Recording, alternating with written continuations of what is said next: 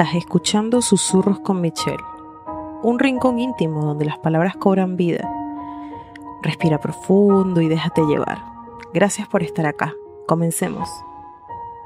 Mi dulce Audrina, escrita por Virginia Andrews, editada por Ann Patty y publicada en español por Plaza y James Editores. El sueño de papá.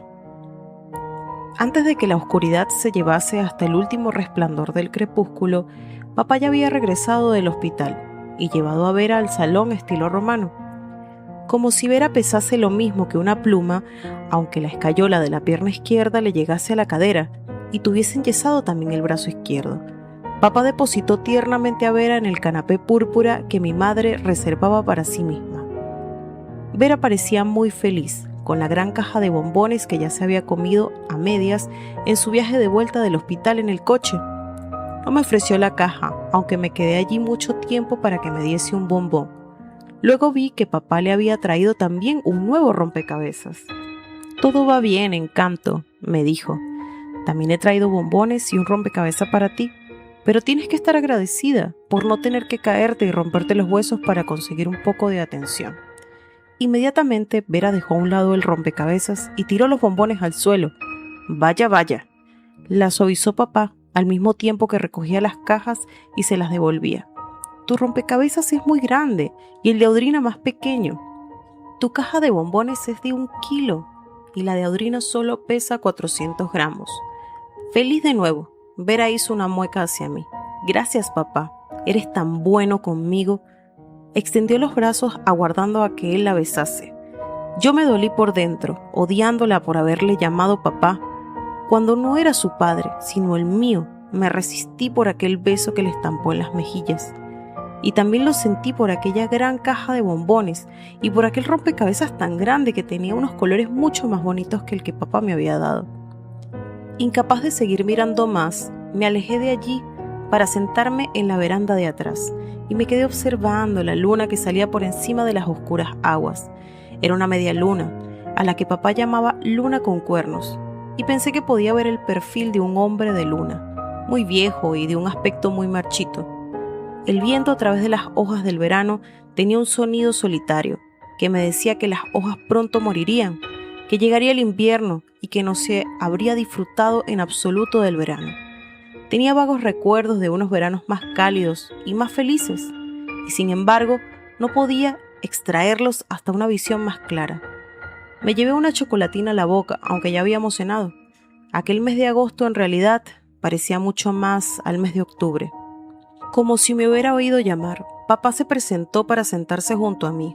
Olió el viento como siempre hacía, una vieja costumbre, según me contase muchas veces, que le había quedado en sus días de armada. «Papá, ¿por qué esos gansos vuelan hacia el sur cuando aún estamos en verano? Pensé que solo lo hacían a finales de otoño».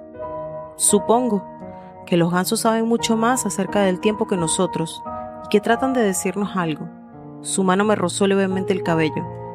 Iba a llevarme otro bombón a la boca cuando mi papá prosiguió. «No comas más que uno de esos». Su voz era más suave cuando me hablaba a mí, más amable, como si mi sensibilidad fuese tan frágil como las cáscaras de huevo de los huevos de Vera. «Te vi celosa cuando besé a Vera. Te dolieron los regalos que le hice. Alguien tiene que mimarla cuando sufre y ya sabes que solo tú eres la luz de mi vida, el corazón de mi corazón. Amas más a la primera Audrina», repuse ahogándome.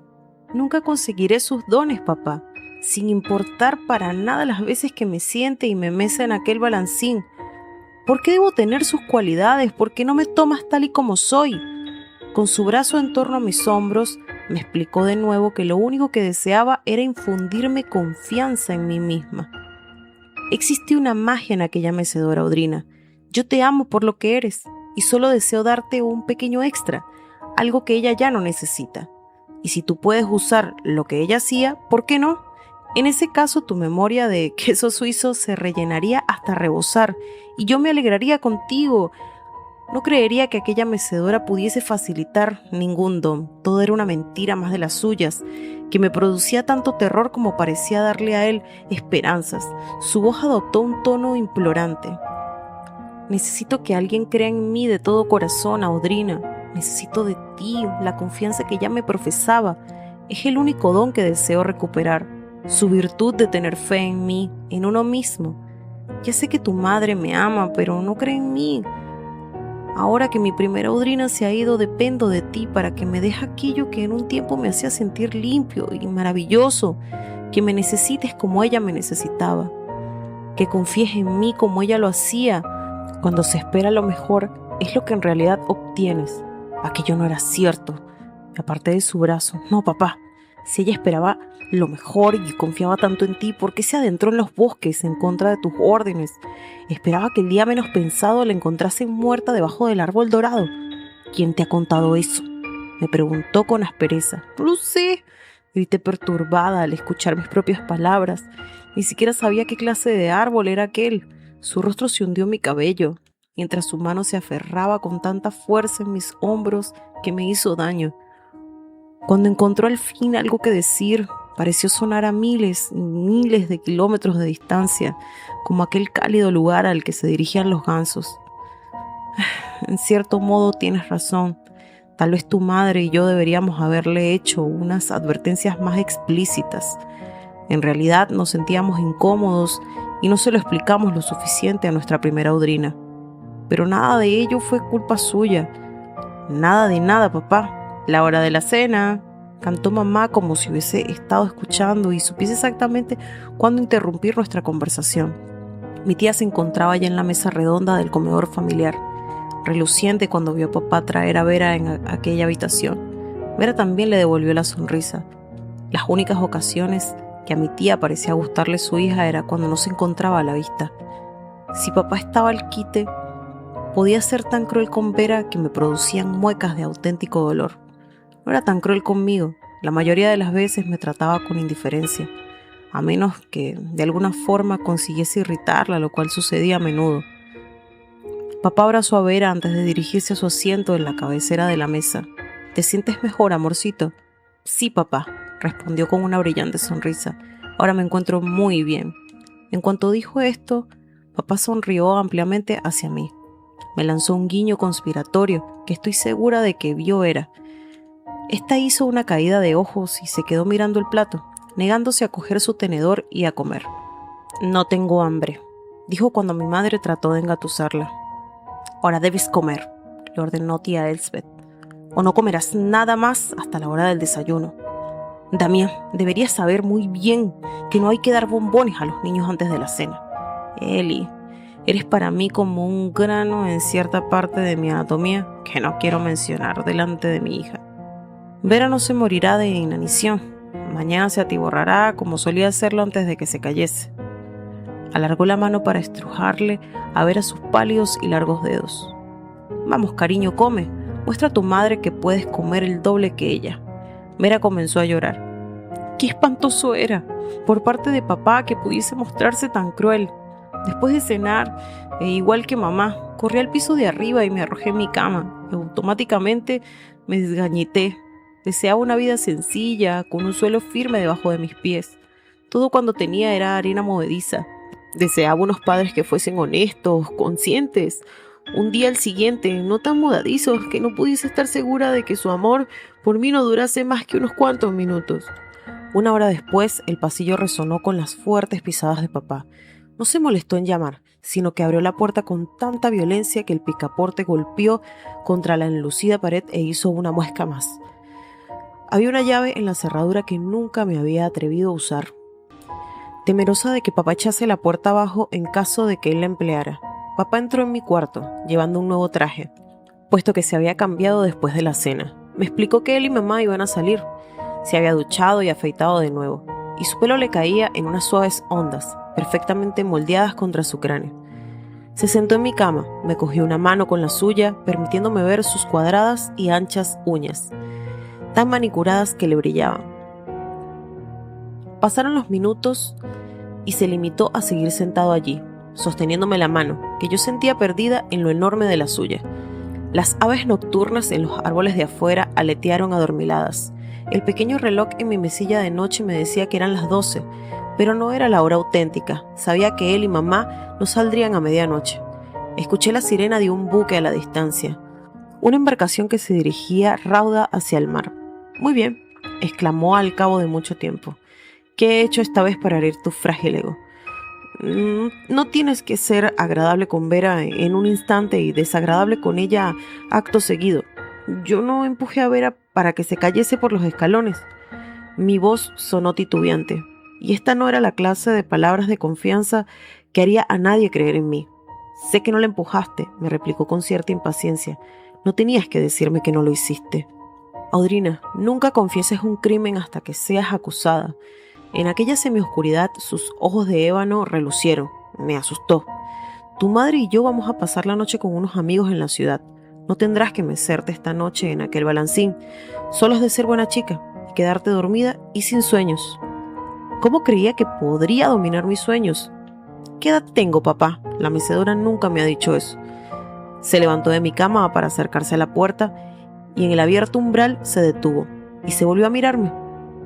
Las lámparas de gas del vestíbulo relucieron sobre su recio y oscuro cabello. Tienes 7 años y pronto cumplirás los 8. ¿Cuánto me falta para tener 8 años? Muy poco. Regresó y volvió a sentarse. ¿Qué edad deseas tener?, me preguntó. Solo la edad que se supone que debo tener. Serías una buena abogada, Audrina. Nunca me das una respuesta clara. Ni tampoco él. Estaba adquiriendo sus costumbres. Papá, dime otra vez porque no puedo recordar exactamente lo que hice el último año o el año anterior. Suspiró pesadamente, como siempre lo hacía cuando le preguntaba demasiadas cosas. Cariñito, ¿cuántas veces tengo que decírtelo? Eres una clase de niña especial con unos talentos tan extraordinarios que no te das ni cuenta del paso del tiempo. Andas sola por tu propio terreno. Ya sabía eso. No me gusta mi propio terreno, papá. Es un lugar muy solitario, quiero ir a la escuela. Lo mismo que Vera. Deseo subirme a aquel autobús amarillo, quiero tener amigos con quienes jugar y no puedo recordar haber tenido ninguna fiesta de cumpleaños. ¿Puedes recordar las fiestas de cumpleaños de Vera? ¿No? Pues es que en esta casa no celebramos fiestas de cumpleaños. Es mucho más saludable olvidarse del tiempo y vivir como si no hubiese relojes ni calendarios.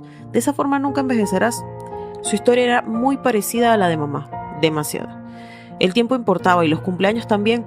Ambas cosas importaban más de lo que él decía. Me dio las buenas noches y cerró la puerta, dejándome tumbada en mi cama, pensando en cosas. Un grito en la noche me despertó, mis propios gritos. Estaba incorporada, aferrada a la sábana, cubriéndome con ella hasta el mentón. En el largo pasillo oí las pisadas de los pies desnudos de papá, que llegaban a las carreras. Se colocó en el lado de mi cama para sostenerme en sus brazos, acariciando mi desarreglado cabello, acallando mis taladrantes chillidos, diciéndome una y otra vez que todo estaba bien, que nada podría lastimarme aquí, que pronto me quedaría dormida a salvo en sus brazos. La luz de la mañana me despertó y papá se encontraba en el umbral con una ancha sonrisa, casi como si nunca me hubiese dejado sola. Mañana de domingo, amorcito, tiempo de levantarse y de brillar. Ponte tus ropas domingueras y salgamos. Me lo quedé mirando, con ojos soñolientos y desorientados. Había pasado solo una semana desde que Vera se rompió la pierna. O había pasado más tiempo, mucho más. Se trataba de una pregunta que plantea papá. Querida, ¿cómo es eso? Ya estamos en diciembre. Dentro de 5 días será Navidad. No me digas que se te ha olvidado. Pero así era. El tiempo tenía tal agilidad cuando llegaba hasta mí que me sobrepasaba volando. ¡Ay, Dios mío! Lo que Vera decía acerca de mí era verdad. Tenía la cabeza vacía, olvidadiza, tal vez sin cerebro. Papá, le llamé nerviosamente antes de que se cerrase la puerta y se vistiese para acudir a la iglesia. ¿Por qué tú y mamá hacen creer a todo el mundo en la iglesia que Vera es vuestra hija y no la de tía Elsbeth? No tenemos tiempo ahora para esa clase de discusiones, Audrina. Además, ya te he dicho muchas veces que tu tía estuvo fuera casi 2 años y regresó con una niñita de 1 año. Naturalmente esperaba casarse con el padre de Vera. No podíamos permitir que todo el mundo supiese que en Wayfair había nacido un hijo fuera del matrimonio. Constituye un crimen hacer pasar a Vera como hija nuestra en vez de fruto de la desgracia de tu tía. Esto no es la ciudad de Nueva York, Audrina. Vivimos en el cinturón de la Biblia, donde se supone que los buenos cristianos se rigen por las leyes de Dios. Vera pertenecía a algún hombre sin apellido. Mi padre era generoso y estaba haciendo las cosas más decentes, y yo era su única viviente hija. A Vera le gustaba hacer ver que mi padre era también el suyo, pero no lo era. Me alegra ser tu única hija viva. Se me quedó mirando sin comprender durante un momento, con sus llenos labios apretados. Me habían dicho muchas veces que los ojos eran el reflejo del alma, por lo que ignoré sus labios y me dediqué a estudiar sus oscuros y entrecerrados ojos. Algo duro y suspicaz descansaba en ellos. Tu madre no te ha dicho nada diferente, ¿verdad? No, papá, pero era así. De repente se echó a reír y me abrazó con tanta fuerza contra su pecho que después me dolieron las costillas. ¿Y qué diferencia hay en lo que diga Vera? Naturalmente, me desea como padre. A fin de cuentas, soy el único padre que nunca haya conocido. Y si los demás creen que Vera es hija de tu madre, pues dejémosles pensar así. No hay una familia en ninguna parte que no tenga algunas cosas que esconder. Lo nuestro no es peor que lo de los demás. Además, ¿no sería el mundo un lugar muy aburrido si todo el mundo conociera cuánto hay que saber acerca de los demás? El misterio es la sal de la vida. Eso es lo que le permite a la gente seguir viviendo, confiando en descubrir todos cuantos secretos puedan. Pensé en el mundo, sería un lugar mejor sin tantas cosas ocultas y misteriosas. Mi mundo sería un lugar perfecto, si todo el mundo en mi hogar supieran cómo ser honestos. Hasta aquí nuestro susurro de hoy. Gracias por quedarte y dejar que esta historia cobre vida contigo. Nos escuchamos en el próximo episodio.